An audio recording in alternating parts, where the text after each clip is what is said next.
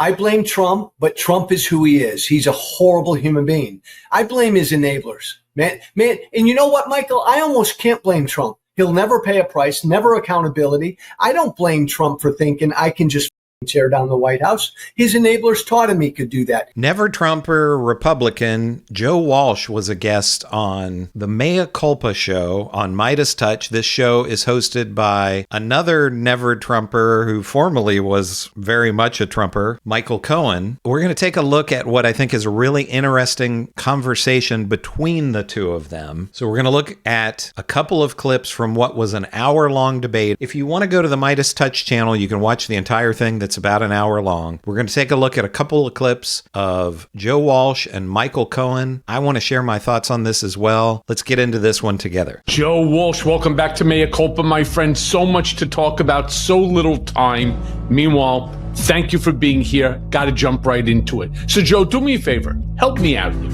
The government shut down. People can't pay their bills. And Trump's tearing down part of the East Wing to build a ballroom for his billionaire buddies. What the hell does that say about priorities of this White House? Kind of like French Revolution stuff. Michael, it's good to be with you. Look, here's, no matter where you want to place blame on the shutdown, the fact is Senate Democrats and Senate Republicans have generally been in Washington trying to get shit done. House Democrats have been in Washington as much as they can be. There's only one group of people who have not been in Washington. Michael, it's something like 78 of the last 88 days they've been out of Washington. House Republicans. So House Republicans aren't lifting a finger. Trump's not lifting a finger to open the government again. So no matter who you blame, those are the two groups that aren't doing a damn thing. Now, House Republicans still haven't sworn in that Arizona Democrat because they're worried about the Epstein files. But all of this is delaying any movement on the government shutdown as Trump takes a bulldozer to the White House. I mean, you know, my understanding was that they told the public that no major renovations were going to take place. And then kaboom, demolition starts anyway. I mean, you've been around politics for a while now. Is that incompetence, or would you say that that's calculated deception? No, this is all, Michael, this is all Trump. Look, you and I may disagree. I'm profoundly sad. Like, I have the same feeling in my stomach watching these images of the White House being knocked down as I did on January 6th when I saw people riot and attack the other people's house. We've got two people's houses in this country. The Capitol, that's where I worked. Representatives of the people work there, and the White House, the representative of all the people. I feel the same thing, Michael, like our people's house is under attack. This is all Trump. Broken record. He doesn't have the authority to do this. There's a process you have to go through. He did no vetting, no congressional approval or vetting, no permits. No approvals by any of the committees, commissions, historical commissions, the National Park Services that manages the entire White House property. He did this all on his own, like he's done everything else on his own, because, Michael, nobody stops him on anything. No, but you know, it's interesting. I too had the same reaction that you did. Right? When I saw the part of the East Wing demolished with that backhoe standing there on the side, I was saying to myself, I wonder how the souls of those individuals, the poor, the slaves that actually built that years and years and years ago, how they must be feeling. I mean, I get it. He wants to put up this ballroom. Will I say that it's needed? No. Will I say it's not needed? It'll be, brought to good use in the future? Absolutely. Why not? Right? But here's the problem. Why does it have to be physically attached to the building at all? Why does it have to be twice the size if not 3/4 the size of the White House itself. I think the White House is like, what, 30,000 square feet, give or take?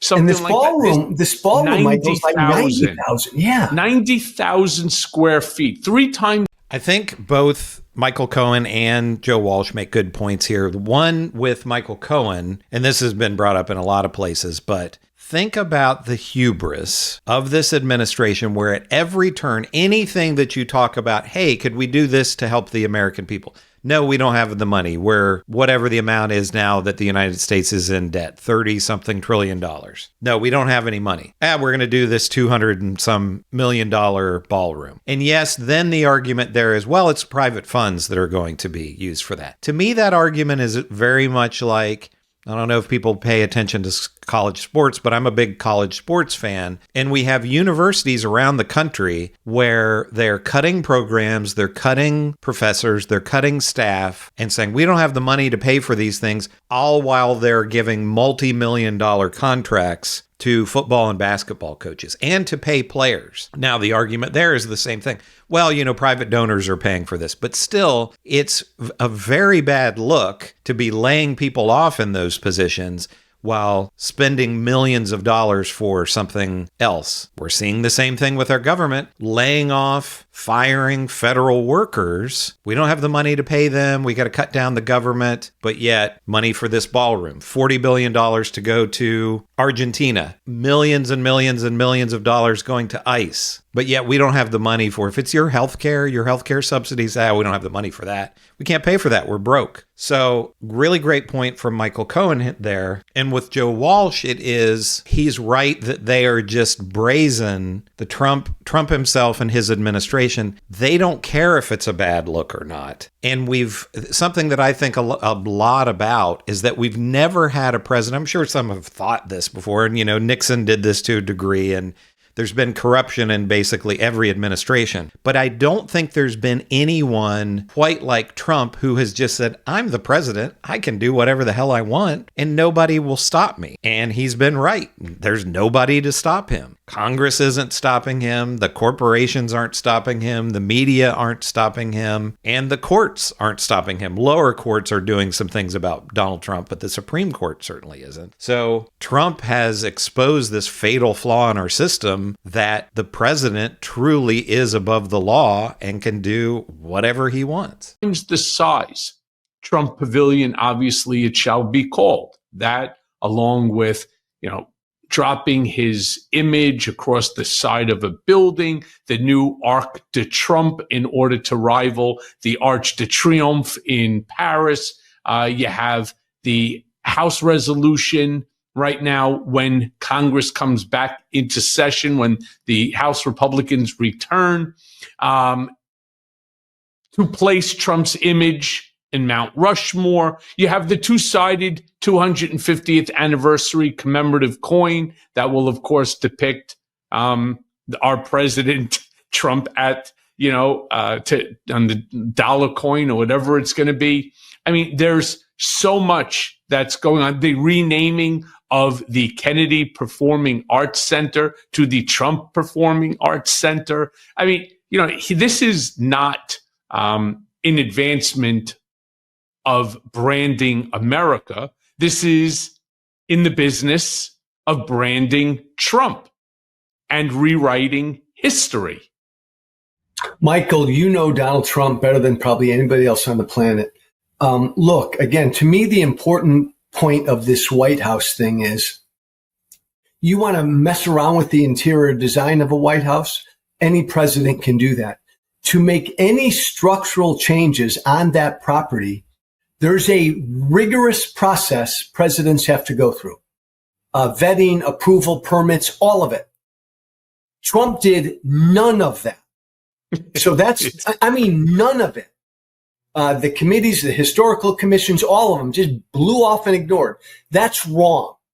But, Michael, I blame Trump, but Trump is who he is. He's a horrible human being. I blame his enablers. Man, and you know what, Michael? I almost can't blame Trump. Trump now, after 10 years of Republicans training him that he can do whatever the fuck he wants, He'll never pay a price, never accountability. I don't blame Trump for thinking I can just tear down the White House. His enablers taught him he could do that. He tried to overthrow an election. Nothing happened. Now he's demanding $230 million from the Justice Department. Don't you worry. We're going to get into that. I'm glad. But Michael, I don't blame Trump for doing shit like this. By the way, I don't either.